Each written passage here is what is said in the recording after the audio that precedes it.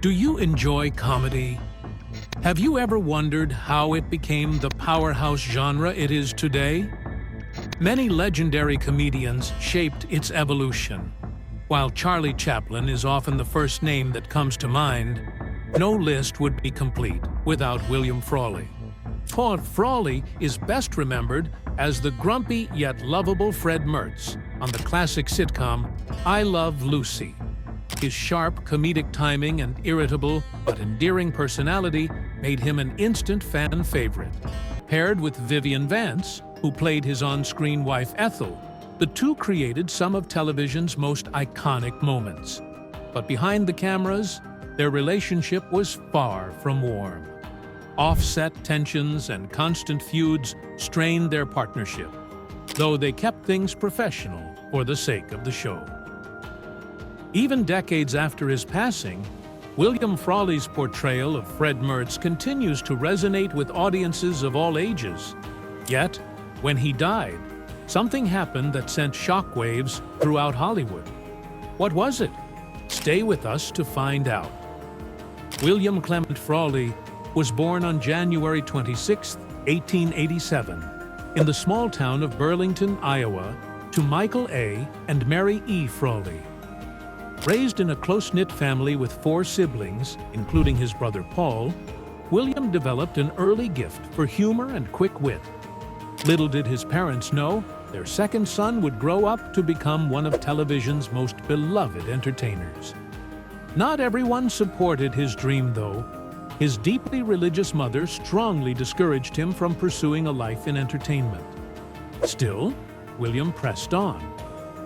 At Burlington High School, he was not an outstanding student academically, but his creativity and charm stood out. He found true joy in music and theater, performing in local talent shows, school plays, and even singing in the choir at St. Paul's Catholic Church. His sharp wit and mischievous humor made him the class clown, an entertainer, even before he knew it. After graduation, Frawley tried to appease his mother by taking on practical jobs. He worked as a stenographer at Union Pacific Railroad in Omaha, later as a court reporter in Chicago, and even as an insurance salesman. But the call of the stage never left him. Eventually, he pursued his true passion. Alongside his younger brother Paul, he formed a vaudeville act in 1889. The two were ready to conquer the entertainment world, but their mother intervened, urging Paul to abandon the stage and return home. Though stunned by his brother's departure, William didn't give up. He wrote and sold a comedy script called Fun in a Vaudeville Agency for over $500, a significant sum at the time, which gave him the confidence to push forward. Soon after, he moved to Denver, where he met Franz Rath, a talented pianist and composer. Their chance encounter led to a successful collaboration, performing together under the act A Man, a Piano, and a Nut. The mix of William's charisma and Franz's musical talent made them a hit. Their act gained popularity in Denver before expanding to San Francisco, where they continued entertaining audiences with their blend of music and comedy. One of William and Franz Rath's standout numbers was My Wild Irish Rose, a song that showcased their ability to craft melodies that audiences couldn't forget. Another of Frawley's more enduring works came in 1912 with My Melancholy Baby, a tune so powerful that it was later recorded by music greats like Ella Fitzgerald and Barbra Streisand. By 1914, William's career was gaining momentum, and that same year he married fellow vaudevillian Edna Louise Brut.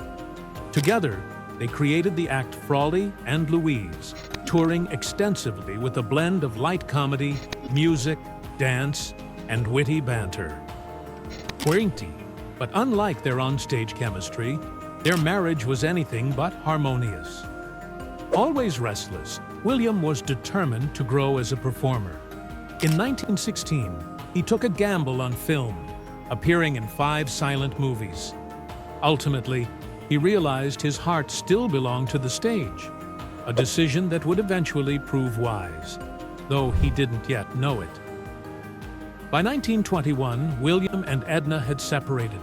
Frawley's notorious temper and heavy drinking may have played a role in the collapse of their marriage. But rather than slow down, William pushed forward, eventually joining his younger brother Paul, who had found success on Broadway in New York City. There, Frawley quickly made his mark. His Broadway debut came in Mary in 1925. However, offstage, he was developing a reputation for being combative. Alcohol fueled his bad moods, and it began interfering with his work.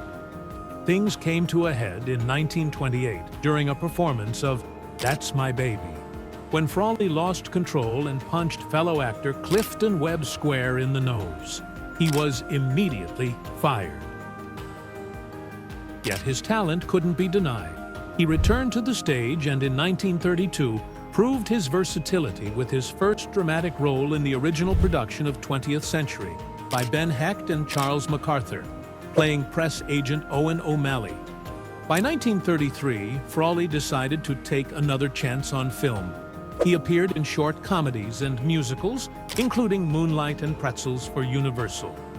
Encouraged, he moved to Los Angeles and signed a 7-year contract with Paramount Pictures. Through the 1930s, Frawley built a name for himself as a wisecracking sidekick in films like Strike Me Pink and Something to Sing About. His sharp comedic timing and ability to deliver both laughs and songs earned him a reputation as a reliable character actor. Still, the big leading roles never came, and by the early 1940s, he was being pushed into smaller parts.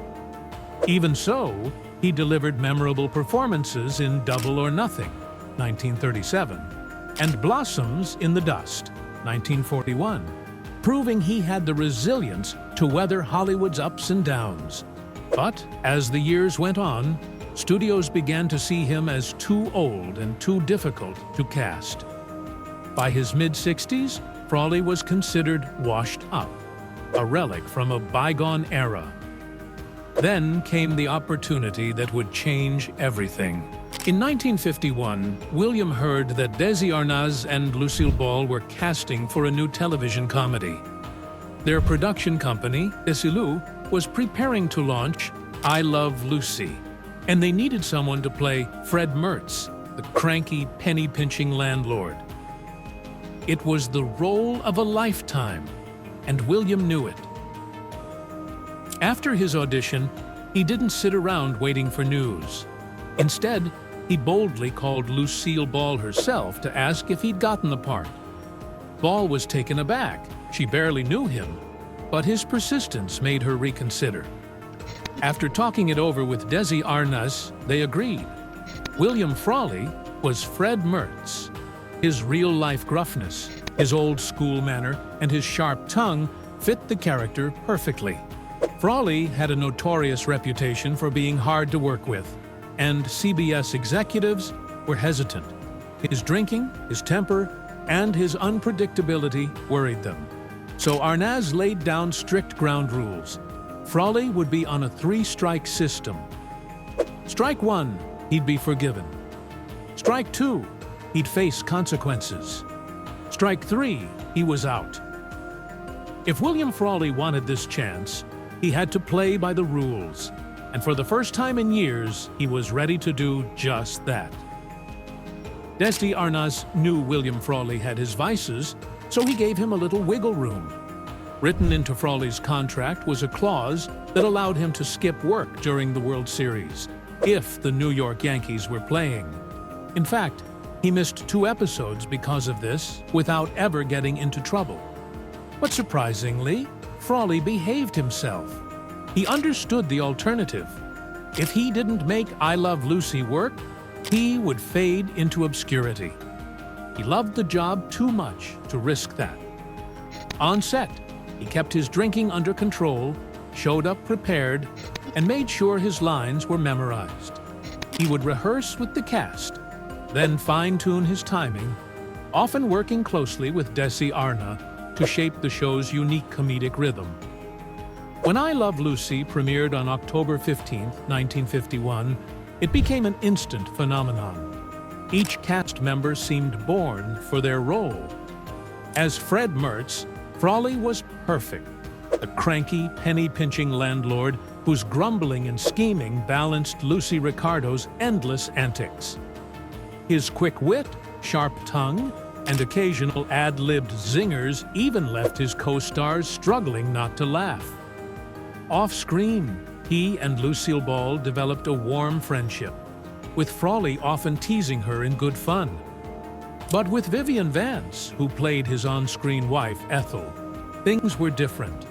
Vance resented being paired with Frawley, who was 22 years her senior, and complained about it openly.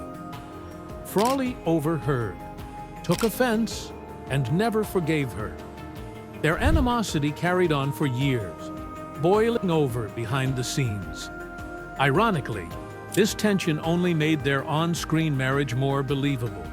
Fred and Ethel's constant bickering felt authentic. Despite their personal differences, the two remained consummate professionals.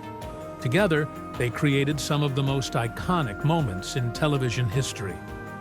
Frawley's performance as Fred Mertz earned him 5 Emmy nominations and a permanent place in TV legend.